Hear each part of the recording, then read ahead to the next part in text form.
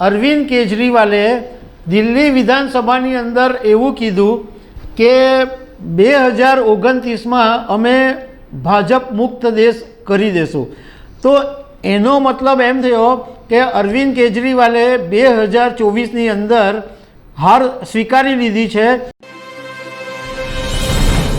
નમસ્કાર દર્શક મિત્રો, દિલ્હીના મુખ્યમંત્રી અને આમ આદમી પાર્ટીના સંયોજક અરવિંદ કેજરીવાલ હજુ તો થોડા વખત પહેલાં પંજાબમાં એવું કહેતા હતા કે ભાજપના લોકો અમારાથી એટલા બધા ડરે છે કે એમને એમ લાગે છે કે આમ આદમી પાર્ટી આ વખતે લોકસભાની ચૂંટણીમાં કંઈ કેન્દ્રમાં સરકાર નહીં બનાવી લે, એટલો બધો ભાજપને ડર લાગે છે।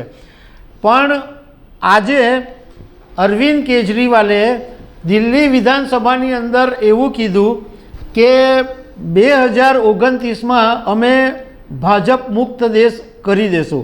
તો એનો મતલબ એમ થયો કે અરવિંદ કેજરીવાલે 2024ની અંદર હાર સ્વીકારી લીધી છે અને હવે જે વાત કરી રહ્યા છે એ મુંગેરી લાલ કે હસીન સપને જેવી છે। તો એના વિશે તમારી સાથે વાત કરીશું। મારું નામ રાજેશ શાહ છે અને તમે જોઈ રહ્યા છો ખબરછે.com। દર્શક મિત્રો, દિલ્હી વિધાનસભામાં અરવિંદ કેજરીવાલે ગઈકાલે વિશ્વાસમત રજૂ કર્યો હતો અને એ વિશ્વાસમતની જે પ્રોસેસ હતી એ આજે પણ ચાલુ રહી હતી અને એમણે ભાજપ ઉપર એવો આક્ષેપ મૂકેલો છે કે ભાઈ અમારા જે ધારાસભ્યો છે એને ફોડવા માટે ભાજપ 25-25 કરોડ રૂપિયાની ઓફર મૂકી રહી છે, પરંતુ અમારા એક પણ ધારાસભ્યો તૂટ્યા નથી અને અમારા ધારાસભ્યો અમને એવું કહે છે કે મારી ધરપકડ કરવા માટે ભાજપ કોશિશ કરી રહી છે। આ બધી વાત એમણે કરી। એ પછી એમણે વિધાનસભાની અંદર એવું કીધું કે અમે જો 2024ની અંદર ભાજપને રોકવામાં સફળ નહીં થઈએ તો 2029ની અંદર કેન્દ્રમાં આમ આદમી પાર્ટી ચોક્કસ સરકાર બનાવશે અને 2029ની અંદર બીજેપી ભારત મુક્ત અમે કરી દેશું।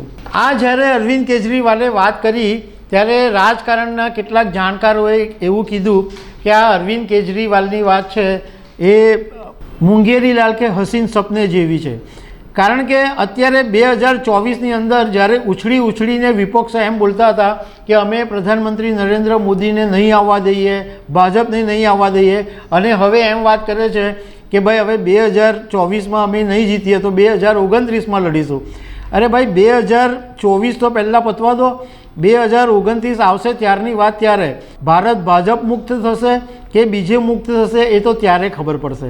તો દર્શક મિત્રો, આવી અનેક વાતો સાથે અમે તમને મળતા રહીશું। Thank you very much.